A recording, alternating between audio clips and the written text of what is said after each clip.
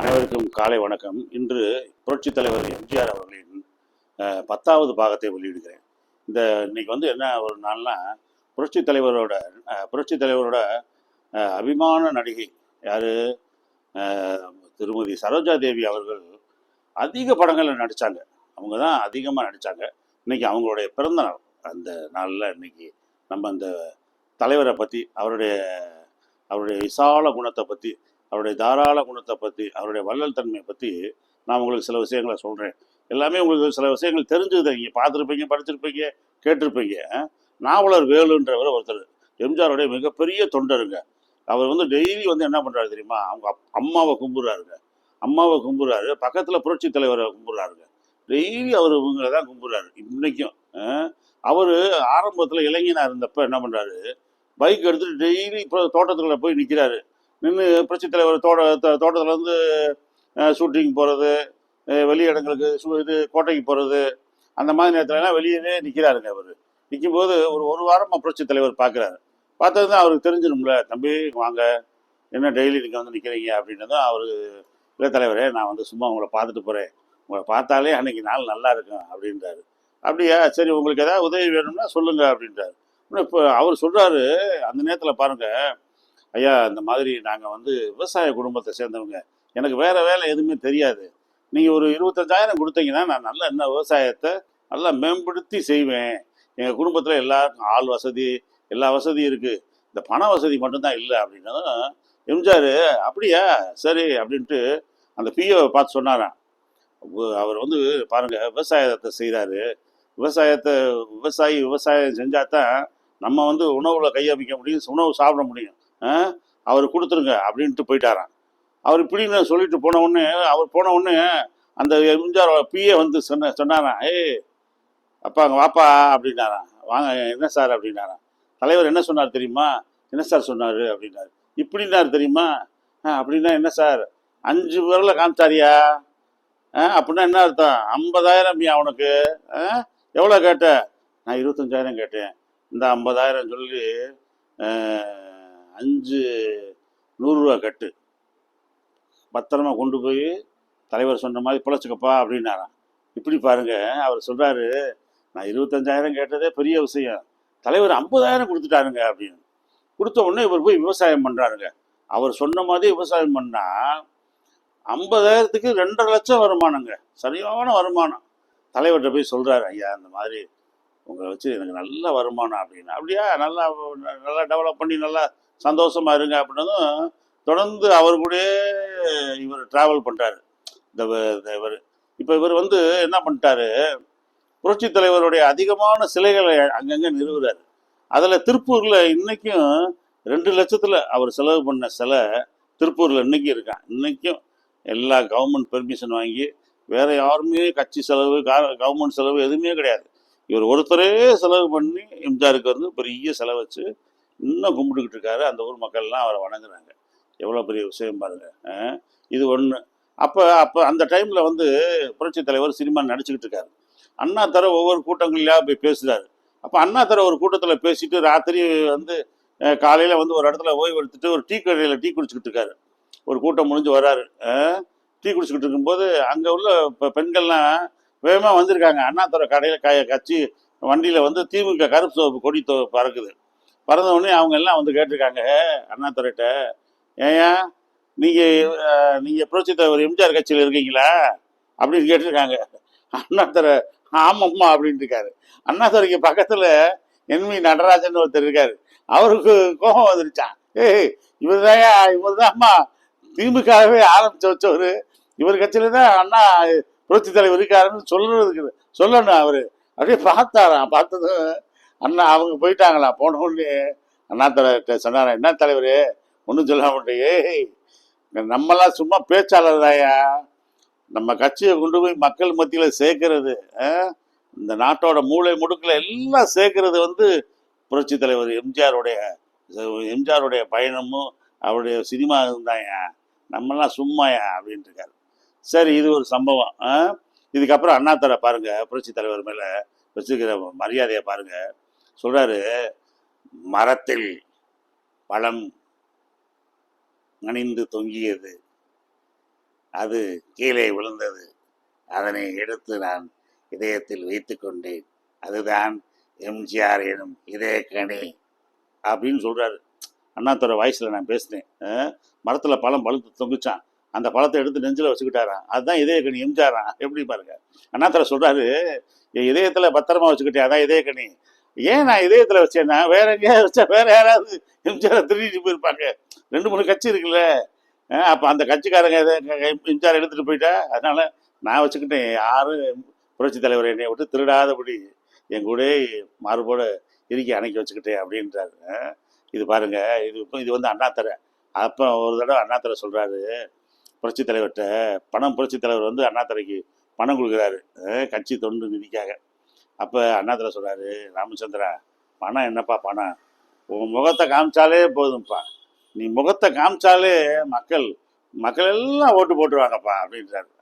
எம்ஜிஆருடைய மாசு அண்ணா பேரறிஞர் அண்ணாவுக்கு ரொம்ப நல்லா தெரியும். அதான் எம்ஜிஆரை வந்து அவர் நல்லா பயன்படுத்திக்கிட்டார். அடுத்து வந்து ஒரு விஷயம் சொல்கிறேன் நான். 1972 திமுக விட்டு புரட்சி தலைவர் வெளியே வந்துட்டார். வெளியே வந்ததும் கட்சி ஆரம்பிக்கணும் எல்லாம் சொல்லிட்டாங்க. தலைவா, நீ வேற கட்சி ஆரம்பிச்சிடணும், புது கட்சி ஆரம்பிச்சிடணும்னு சொல்லிட்டு அங்கங்கே கொடியெல்லாம் ஏற்றவே ஆரம்பிச்சிட்டாங்க. நடுவில் வந்து தாமரை பணம் போட்ட சின்னம் போட்ட கொடியெல்லாம் ஏற்ற ஆரம்பிச்சிட்டாங்க. புரட்சி தலைவர் என்ன பண்ணுறாரு, சரி நம்ம அப்படியே ஒரு ட்ரையல் மாதிரி பார்ப்போம். ஒரு ஊருக்கு ஒரு ஊருக்கு போகிறாங்க. விவசாய மக்கள்லாம் அந்த பக்கம் லேடிஸ்லாம் விவசாயம் பண்ணிகிட்டு இருக்காங்க. சரி, இந்த இடத்துல இவங்க மக்களுடைய கருத்து என்னன்னு கேட்போம், ஒரு சென்சஸ் எடுப்போம், மக்களுடைய பீப்புளுடைய ஒப்பீனியன் என்ன சொல்கிறாங்க அப்படின்னு பார்ப்போம் அப்படின்ட்டு போனாங்க. போனால் கூட வந்து இவர் நீலகண்டன்றவர் கூட இருக்கார். அப்போ இந்த நீலகண்டன் சொல்கிறாரு, அண்ணே அங்கே வாருங்க, விவசாய நிலத்தில் உள்ள பெண்கள்லாம் வர்றாங்க அப்படின்னு. உடனே அந்த பெண்கள்லாம் பாருங்கள், விவசாய நிலத்தில் வந்து தலைவரை பார்க்குறாங்க. அது வந்து இப்போ திமுக விட்டு ஒரு விலகின நேரம், அது வந்து திமுகவோட கோட்டையாக இருந்த ஒரு 2வது காஞ்சியில் வந்து அண்ணாதுரையோட அந்த பெட்டு, அது அண்ணாதுரையோட ஏரியா, அது பேரறிஞர் அண்ணாவோட ஏரியா.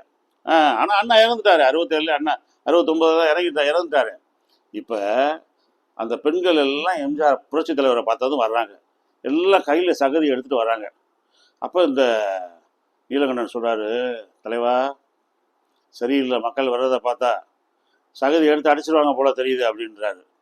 அப்போ புரட்சி தலைவர் சொல்கிறாரு, சகதியை வச்சு என்னை எரிஞ்சா என்னை வந்து மக்கள் ஏற்றுக்கிறல, இல்லையா, மக்கள் என்னை ஏற்றுக்கிட்டாங்க, அவங்க வர்றதை பார்ப்போம், மக்கள் என்ன சொல்கிறாங்கன்னு பார்ப்போம்னா எல்லாம் கிட்டக்க வந்து புரட்சி தலைவருக்கு, ஐயா வணக்கம்யா, இதெல்லாம் எங்கள் நிலத்தோட மண்ணியா, சேரும் சகதிங்கயா, இதில் உங்கள் கால் படணும், இதில் உங்கள் கால் பட்டுச்சுன்னா எங்கள் மண்ணெல்லாம் பொண்ணோ விளையுமியா அப்படின்றாங்க. அப்படியே எம்ஜிஆர் அழுதுட்டாரான். என்னடா அது, மக்களுக்கு இவ்வளோ, நம்மளுக்கு மேலே மக்களுக்கு இவ்வளோ செல்வாக்கா அப்படின்னு, வாங்கயா அப்படின்னு வந்து நிலத்தில் மிதிங்கயா அப்படின்ட்டு. அப்புறம் அவங்க நிலத்துல எல்லாம் காலை வச்சுட்டு தான் எம்ஜிஆர் வந்திருக்காரு. அப்போ என்ன தலைவர் என்ன சொல்கிறாரு, ரைட், இனி நான் இப்போ புதுசாக கட்சி ஆரம்பிக்கிறதுக்கு மக்கள் ஓகே சொல்லிட்டாங்க, ஆரம்பிச்சிருவோம் அப்படின்னு. அப்போ ஆரம்பிக்கப்பட்டதான் அனைத்து இந்திய அண்ணா திராவிட முன்னேற்ற கழகம். சூப்பர். அதுக்கப்புறம் அழிக்கவே முடியல, எவரானையும் அந்த கட்சியை அழிக்க முடியல. ரைட்டு, இது ஒரு விஷயம். அடுத்து எம்ஜிஆர் வந்து இப்போ புரட்சி தலைவர் வந்து அந்த அந்த காலத்தில் பாருங்கள், ஒரு படத்துக்கு வில்லன் வேஷத்துக்கு புரட்சி தலைவரை கூப்பிட்டு போகிறாங்க. யார், அவங்க அண்ணனே கூப்பிட்டு போகிறார், சக்கரபாணி கூப்பிட்டு போகிறாரு வில்லன் வேஷத்துக்கு. அந்த ஒரு படத்தில் 5 நாள் ஷூட்டிங், 5 நாளைக்கு 50 ரூபாப்பா அப்படின்னு பேசியிருக்காங்க. 5 நாளைக்கு 50 ரூபா, 25 ரூபா அட்வான்ஸ்ப்பா அப்படின்னு சக்கரபாணி புரட்சி தலைவர் அண்ணே சொல்கிறாரு. எம்ஜி சக்கரபாணி அவர் நல்லா சுவப்பாக ஹைட் அண்ட் வெயிட்டாக இருப்பார். ராமச்சந்திரா, நீ ரூபாய் வாங்கிட்டு வீட்டுக்கு வா, நான் முன்னாடி போகிறேன்ட்டு அவர் போயிட்டார். இப்போ புரட்சி தலைவர் வந்து வீட்டுக்கு வந்து 10 ரூபா கொடுத்துருக்காரு. எப்படி பாருங்க. உடனே அவங்க அம்மா சொல்கிறாங்க, 25 ரூபா கொடுத்தாங்க சொன்னேன், 10 ரூபா தான்டா என்கிட்ட கொடுத்துருக்கான், அப்படியே மிச்சம் 15 ரூபா எங்கேன்னு கேளுங்கம்மா அப்படின்னு கேட்டோடனே அவங்க அம்மா, ராமச்சந்திரா எவ்வளோ வாங்கினேன்? அம்மா 25 ரூபா வாங்கினேம்மா. உண்மையை சொல்கிறாரு பாருங்க. இப்போ எவ்வளோ கொடுத்துருக்க? 10 ரூபா கொடுத்துருக்கேன், மிச்சம் 15 ரூபா எங்கே அப்படின்னு. அம்மா, நான் பஸ் ஸ்டாண்டில் வந்து பஸ் இறங்கினப்ப ஒரு தாய் தகப்பேன் ஒரு தாய் 2 பிள்ளைகளை வச்சுட்டு பட்டினியாக இருந்தாங்கம்மா, பிளாட்ஃபார்மில் படுத்திருந்தாங்கம்மா. என்கிட்ட சாப்பாடு வேணும்னு கேட்டாங்க. அவங்க கையில் 15 ரூபாய் கொடுத்து, நீங்கள் போய் ஊருக்கு போய் அரிசி வாங்கி சமைச்சு சாப்பிடுங்கன்னு கொடுத்தேம்மா அப்படின்றேன். உடனே அவங்க அம்மா அழுதுட்டாங்களாம். டேய், இதே மாதிரி தான் உங்களை நான் வச்சுருந்தேன். எங்கே கும்பகோணம் பஸ் ஸ்டாண்டில் உங்கள் 2 பேரையும் வச்சுருந்து என் மடி என் கைக்கிட்ட வச்சுருக்கேன். கைக்கு சோறு இல்லை, அன்னைக்கு சோறு சாப்பிட முடியாமல் யார் சோறு பண்ணுவாங்களோன்னு இருந்தேன்டா. அதே மாதிரி சுச்சுவேஷனை நீ சொல்கிற. நல்லது செஞ்சுருக்க, நீ செஞ்சது உயர்ந்த காரியம் அப்படின்னு சொல்லி புரட்சித் தலைவரை பாராட்டுறாங்க. அப்பயே பாருங்க, 25 ரூபா வந்தப்பே அவர் 15 ரூபா கொடுத்துட்டாரு பாருங்க. எப்படி வள்ளல் குணம் பார்த்தீங்களா? 5 ரூபாய் கொடுத்துட்டு கூட 20 ரூபாய் கொண்டு வந்துருக்கலாம். அது ஒரு ஒன்று. அடுத்து மாட்டுக்கார வேலை படம் வந்து 100 நாள் ஓடிடுச்சு. அப்போ சூப்பர் 1970 கோயம்புத்தூரில் 100வது நாள் விழா, பெரிய விழா எடுக்கிறாங்க. கோயம்புத்தூர் தேட்டரில் வந்து புரட்சித் தலைவர் வர்றாரு. பார்த்தா அந்த கூட்டத்தில் வந்து ஒரு பாட்டியம்மாவை கூட்டிகிட்டு வராங்க. என்ன பாட்டியம்மா அப்படின்னா, தலைவர் உங்கள் படம் போட்டானிலேருந்து 100 நாள் இந்த அம்மா பார்த்துருக்கு அப்படின்னு. 100 நாள் அந்த பாட்டியம்மா. அது வந்து காய்கறி இந்த கீரையெல்லாம் விற்கிறது. ஒரு நாளைக்கு 3 ரூபா எனக்கு கிடைக்கும்யா ராஜா. அதில் வந்து 2 ரூபாய் என் செலவுக்கு வச்சுக்கிருவேன். 1 ரூபாய் உன் படத்துக்கு நான் பயன்படுத்துவேன்ப்பா. டிக்கெட் எடுத்து படம் பார்ப்பேன்ப்பா. உன்னை பார்க்காம எனக்கு தூக்கமே வராதுப்பா. நீ தான்ப்பா என் பிள்ளைன்னு இருக்க. எம்ஜிஆர் கட்டி பிடிச்சிட்டாரான். உங்களை மாதிரி ஆளுகனாலதாம்மா நான் எம்ஜிஆர் இன்னைக்கு நான் இருக்கேன், இந்த நிலையில இருக்கேம்மா அப்படின்ட்டு அந்த அம்மாவுக்கு 1000 ரூபா கொடுக்குறாரு. வேணாங்க, வச்சுக்கோங்க, வந்து நல்லா இருங்க அப்படின்னு சொல்லிட்டு அந்த அம்மா கட்டி பிடிச்சி அந்த அம்மாவோட ஆசீர்வாதத்தோட வராரு. அடுத்து இன்னொரு ஒரே ஒரு சம்பவத்தை சொல்றேன் நான். புரட்சி தலைவர் வந்து வருமான வரி கட்டலைன்னு சொல்லி அன்னைக்கு வந்து வதந்தியை கிளப்புறாங்க எதிர்கட்சிகள். வந்து புரட்சி தலைவர் வந்து பணத்தை நல்லா சம்பாதிப்பாரியா, அப்படி அள்ளி கொடுப்பாரு, ஆனால் வருமான வரியை கட்ட மாட்டாரு அப்படின்னு அவரை பற்றி இப்போ சொல்லி பேப்பரில் போட்டாங்க. போட்ட உடனே ஒரு பார்ட்டிமா என்ன பண்ணியிருக்கு, என்ன புரட்சி தலைவர் வரி கட்டலையா, என்ன அது அப்படின்னு சொல்லிட்டு அரேபியாவில் வந்து அவங்க மகன் இருக்காப்புல, வேலை பார்க்குறாப்புல, மகனுக்கு ஃபோன் பண்ணி வர சொல்லியிருக்கு, இங்கே வாப்பா அப்படின்ட்டு இருக்கு. அவர் வந்த உடனே நம்ம குடும்ப சொத்து ஒன்று இருக்குது அவங்க ஊரில், நல்லா காஸ்ட்லியான சொத்து, அதை விற்றுட்டு அந்த பணத்தை பூரா எடுத்துகிட்டு போய் தோட்டத்தில் போய் புரட்சி தலைவரை போய் பார்க்குது. ஐயா அவங்கள பார்க்க வந்திருக்கோம். என்னங்கம்மா விசேஷம், என்னம்மா என்னை பார்க்க வந்திருக்கீங்க, சொல்லுங்கம்மா. ஐயா அந்த மாதிரி நீங்கள் வருமான வரி கட்டலைன்னு சொல்லி இப்போ பேப்பர்லாம் போட்டிருந்தாங்க, எங்களுக்கு ரொம்ப சங்கடமாக இருந்துச்சுங்கய்யா, இந்தாங்க அது போய் வருமான வரியை கட்டுங்கய்யா அப்படின்னு அந்த கட்டு பணத்தை. எம்ஜிஆர் சொன்னாராம்மா, இதெல்லாம் பெரிய வதந்தி, தயவுசெய்து அதை நம்பிடாதீங்க, எனக்கு நல்ல பணம் இருக்குமா, நான் வருமான வரியெல்லாம் வருஷம் வருஷம் கரெக்டாக கட்டிக்கிட்டு இருக்கேன்ம்மா, ஒரு பிரச்சனை கிடையாதும்மா அப்படின்ட்டு ரொம்ப சந்தோஷமாக அவங்கள இருந்து சாப்பிடலாம் வச்சுட்டு அவங்கள கொண்டு போய் ஆளை அனுப்பி அவங்க சொத்தை, அவங்க பணத்தை விற்றாங்கள அந்த சொத்தை திரும்ப வாங்க வச்சாராம். வாங்கி அவங்க கையிலே கொடுங்க அப்படின்னு சொல்லி கொடுக்க வச்சாராம். எப்படி பாருங்க, அதாவது தலைவர் எவ்வளோக்கு எவ்வளோ மக்கள் மேலே அன்பாக இருக்காரோ அதே அளவு மக்களும் தலைவர் மேலே அவ்வளோ அன்பாக இருக்காங்க. பாருங்க, நீங்கள் ஸ்ரீவில்லிபுத்தூரில் மதுரையிலேருந்து 2 மணி நேரம் ஸ்ரீவில்லிபுத்தூர், ஒரு பெரிய அபிமானி, பெரிய தொண்டை, புரட்சி தலைவருக்காக உயிரே கொடுக்கக்கூடிய ஒரு தொண்டை, பேர் தாமரக்கணி. உங்களுக்கு நல்லா தெரிஞ்சிருக்கும். தாமரக்கணி சினிமா தேட்டரில் போஸ்டர் ஒட்டுறவர். சினிமா தேட்டரில் 100 போஸ்டர் ஒட்டிட்டு அன்றைக்கி எந்த படம் வருதோ எல்லாத்தையும் ஒட்டுவார். அதில் எம்ஜிஆர் போஸ்டர் எவனா கிழிச்சிட்டான்னா அவனை ரோட்டில் அங்கேயே சண்டை போடுவார், கட்டி பிறண்டு சண்டை போடுவார். தேட்டர்லேயே இருப்பார். தேட்டரில் வந்து 10 டிக்கெட் விற்றவுடனே பிளாக்ல விற்பாங்கல்ல, பிளாக்லையும் டிக்கெட் விற்பார். 50 ரூபா டிக்கெட், 1 ரூபா, 1 ரூபா டிக்கெட்டு 2 ரூபா, 1.5 ரூபான்னு அந்த காலத்தில் விற்பார். விற்றதும் இவர் வந்து எம்ஜிஆருடைய தீவிர தொண்டன் வந்து தெரிஞ்சிருச்சு. எம்ஜிஆருக்கு போயிருச்சு, தகவல் போயிருச்சு. இவரும் பார்க்குறாரு. அப்போ எம்ஜிஆர் வந்து ஒரு எம்எல்ஏ சீட்டு அவர் கொடுக்குறாரு. ஸ்ரீவில்லிபுத்தூர் தொகுதியில் தாமரைக்கணி நிற்கிறாரு அப்படின்னு.